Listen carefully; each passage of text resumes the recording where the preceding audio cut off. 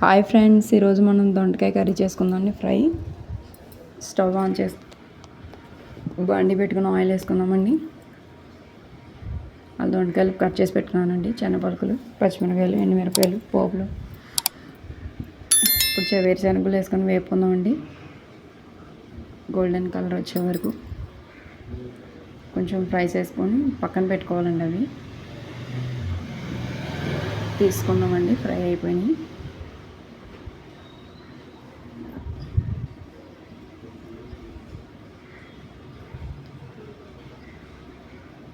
ఇప్పుడు పోపులు వేసుకుందామండి.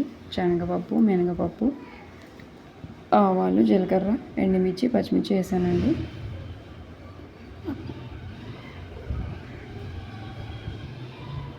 మనం ఆనియన్ వేసుకోవట్లేదండి, ఎందుకంటే ఫ్రై చేసుకుంటున్నాం కదా.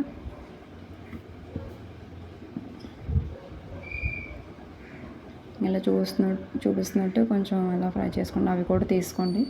ఇప్పుడు దొండకాయలు వేసానండి.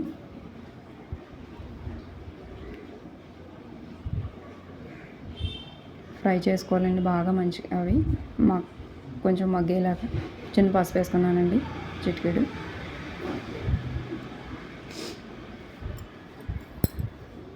అలా మంచిగా అలా కలుపుకోవాలండి, అంతా కలిసేటట్టు. ఇప్పుడు మనం వేపు పక్కన పెట్టుకున్న పోపు అంతా వేసుకోవాలండి. ఇందులో ముందే వేసేస్తే మొత్తం మాడిపోయి నల్లగా అయిపోతుందండి.